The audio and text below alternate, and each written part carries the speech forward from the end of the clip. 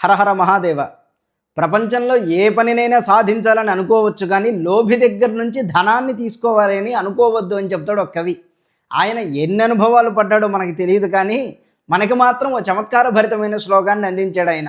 అందుకే వేమన గారు కూడా ఓ మాట అంటారు, లోభివాని నడుగా లాభంబు లేదయ్యా అంటాడు. లోభిని అడిగితే నీకు లాభం ఎక్కడిదిరా నాయన, ఆయుష్యంతా క్షయమైపోవడం తప్ప దానివల్ల ప్రయోజనం ఉండదు. పైగా వాడు పక్కనున్న వాడిని కూడా చెడగొడతాడు. ఇచ్చువాని చెంత ఈనివాడుండినా తాదొచ్చుగాని జీవి సాగనీయుడు. ఇచ్చేవాడి దగ్గర ఇవ్వనివాడుంటే వాడు చచ్చిపోతాడు, కానీ ఇవ్వనివ్వడు. అలాంటి పరిస్థితి ఒకటి ఉంటుంది. లోభి అంటే అట్లా ఉంటాడయ్యా. ఇలాంటి వాడి దగ్గరికి వెళ్ళి మనం అడిగామనుకోండి, వాడు ఎలా ప్రవర్తిస్తాడనేది చెప్తాడు. అర్థిని కవడెతి దగ్గరికి వెళ్ళి, ఏమయ్యా మీ నాన్నగారు ఇంత గొప్పవాళ్ళు, ఇలా ఉండేవాళ్ళు అని చెప్పాడంటే వాడు కూడా మన నాన్న గురించి స్తుతి చేయడం మొదలు పెడతాడు. అంటే మీ తాతలాగా మీ తండ్రిలాగా మీరు ఇంత గొప్పవాళ్ళు, మీ వంశమంతా బాగుంది కాబట్టే మాలాంటి వాళ్ళని ఇంత ప్రేమగా చూస్తున్నారని చెప్తాడు. అర్థిని కవడెతి పఠతి. ఆధ్యాత్మిక గ్రంథాలు ఏదైనా చదువుతూ ఉంటే దగ్గరకు వచ్చి కూర్చుంటాడు, అన్నీ చక్కగా వింటాడు. స్తవోద్యతే స్తౌతి, మనం ఏదైనా స్తుతి చేయబోతూ ఉంటే మనకంటే బాగా స్తుతి చేస్తాడు. చివరికి పశ్చాద్యామి ఇత్యుక్తే, సరే నాయన నీకో నమస్కారం నేను వెళ్తున్నాను అంటే కృపణ ప్రణతోంజలిం కురితే, చాలా వినమ్రుడై నమస్కారం పెట్టి మమ్మల్ని మర్చిపోద్దు సుమా అని అంటాడు.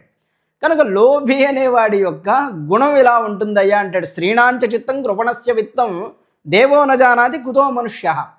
కొంతమంది స్త్రీల యొక్క చిత్తం లోభి దాచిపెట్టిన, అంటే పిసినారి దాచిపెట్టిన ధనం దేవుడికే తెలియదయ్యా, ఇక మనుష్యులు ఎంత అంటాడు.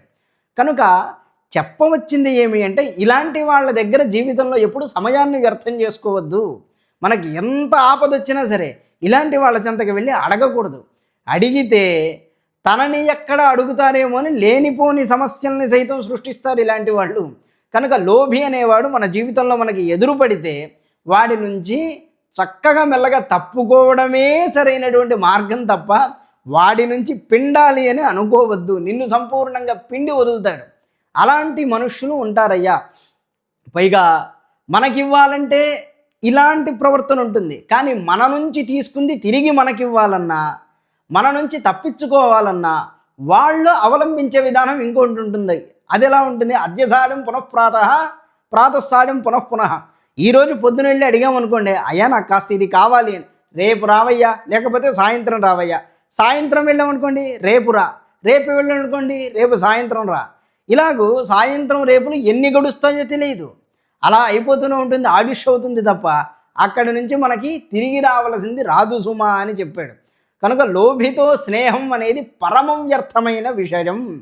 లోకంలో మూర్ఖుడితో స్నేహమైనా ఎప్పుడైనా పనికొస్తుందేమో, కానీ పిసినారి వాడితో స్నేహం మాత్రం మనకి ఎప్పుడూ పనికిరాదు. కనుక స్నేహితుల్ని చక్కటి వాళ్ళని మనం ఎన్నుకోవాలి. ఎన్నుకునేటప్పుడే సినిమాల్లో చూపించినట్టు అబ్బో నాకంటే గొప్ప పిసినారిలా ఉన్నావే, నీ వల్ల నాకు ఉపయోగం అని అనుకోకూడదు. కాసింత దాతృత్వ బుద్ధి ఉన్నవాడే మనకు ఉపయోగపడతాడు. కనుక ఎందుకంటే వాడు మనకంటే మంచివాడు కదా, ఆ గుణంతో వాడిని ఎన్నుకోవాలి. ఈ విధంగా ఉంటే జీవితంలో మనకి శుభములు భద్రములు కలుగుతాయి. అంటే కష్టకాలంలో మనకి సహాయం అందుతుంది. కనుక లోభిని అడగాలన్నా, స్నేహితుడిని ఎన్నుకోవాలన్నా ఆచితూచి మనం అడుగు వేయవలసి ఉన్నది. అదే ఈ చిన్ని శ్లోకంలో ఈనాడు చెప్పాలనుకున్నటువంటి నీతి. రేపు ఇంకో సరదాభరితమైన శ్లోకాన్ని తెలుసుకుందాం. ఈ భాగానికి ఇక్కడికి ముగింపు పలుకుతున్నాను. నమస్కారం.